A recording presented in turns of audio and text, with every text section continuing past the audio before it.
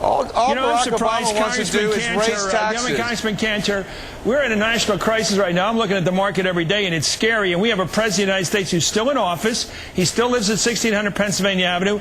The normal president at this time of a crisis would be on national television at 9 o'clock at night talking to the American people about the problems we face. Do you still have confidence in this president you've elected? You voted for Bush the last time. You supported him. Does your party still support President Bush in the way he's leading this country economically? Do you like the job he's doing? Well, listen, do you like the job that Bush is doing? Chris, no one likes an economic crisis. We have, as I said before... Do you like the job the president is doing leading this country? We have a crisis of confidence. What this president has done through his Secretary of the Treasury has reached out and tried to make a situation right itself so that the families of this country will not have to worry about where their retirement is coming from. And you know what? It is about time that we stop the finger pointing and start solving the problem. That's exactly what this campaign should be about. That is what John McCain is talking about. And you compare that to what Barack Obama has been saying in the last 24 hours, let the voters hear that, because the question will be when they go into the ballot box is who in their minds is going to best be able to approach a problem and solve it as quickly as possible without trying to point fingers and lay blame. Yeah, the problem you have is that your colleague from Virginia, Tom Davis, who once ran your campaign committee, said that the Republican Party was a dog food, they'd take it off the shelves. And you haven't used the word Republican tonight. Your party didn't use it in the acceptance speech. John McCain never said the word Republican. He never said the word Bush. You're trying to take off your uniforms and run from the field of political battle and claim you're not Republicans. You're claiming you're running against this administration. And I'm not going to let anybody get away with that kind of foolery. You have to take responsibility, sir, for the policies of this administration that has gotten us into this mess. You can't walk away and say, oh, we had nothing to do with this. Can you? Say it if you want to. It's your right. No, listen. Say you had nothing to do with this situation. Listen, Chris, it is John McCain and Barack Obama who are on the ballot for presidency of this country. And what the choice is before the people is whether they're going to vote for John McCain, who has had the record of experience, who has been a reformer in Washington, versus Barack Obama, who has been in the Illinois Senate and then been in Washington for 3 years with very little record to show for it, and frankly, very little demonstrable ability to solve problems. People are worried about whether they can afford gas and whether their retirement will be secure. Okay. Is the Republican Party responsible for the economic policies of this country right now? That's all I'm asking. I think we're all responsible. The Democrats have been in charge of Congress for 2 years. They have been unable to pass any legislation of any consequence, and that also is why we're in the situation why we're I have never in my life seen a party run from its own record like the Republicans have. Sir, I like the way John McCain the other day said the fundamentals are strong, because at least he was playing defense honestly. He was admitting that he had to play defense. You, sir, say you don't have to defend the status quo. You can simply run for office, back Bush for 2 terms in a row. When he blows it, then you can run somebody else and claim, oh, he was wearing a different uniform. You got to defend your party, sir, don't you? Chris, let's just take the situation as it is.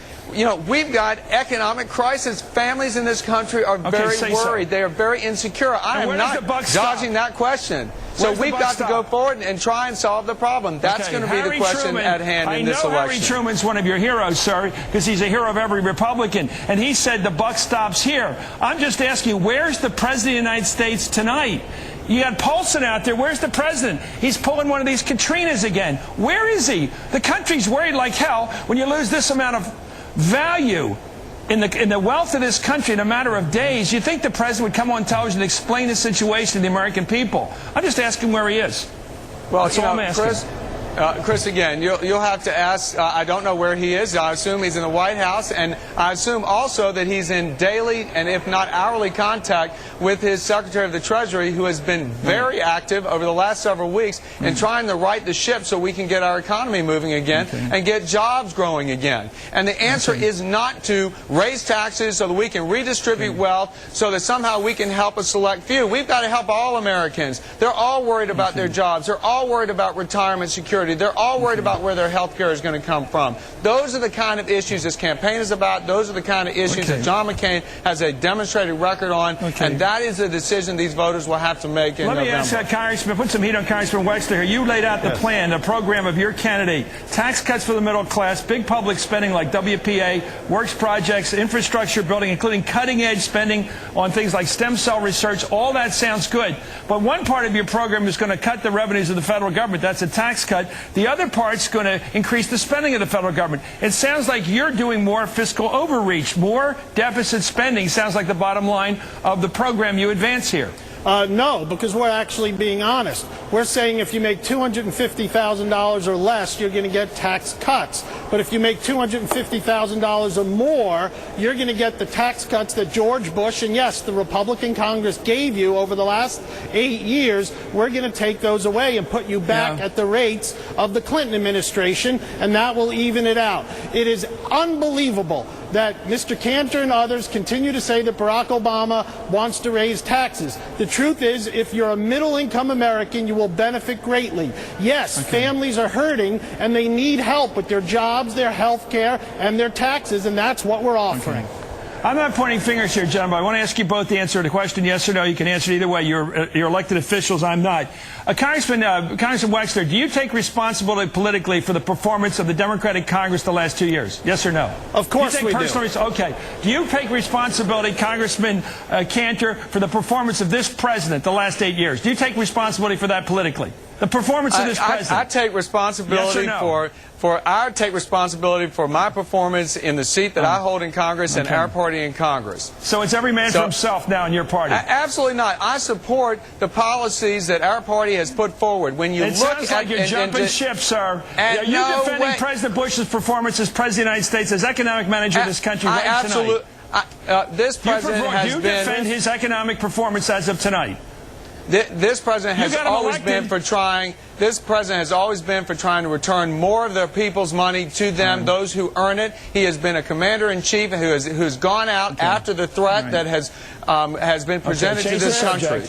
Change the subject. Remember, next time you quote Harry Truman, Congressman Cantor, remember what he said. The buck stops here. Okay, thank you very much, Congressman Wexler. Thank you, Congressman Cantor.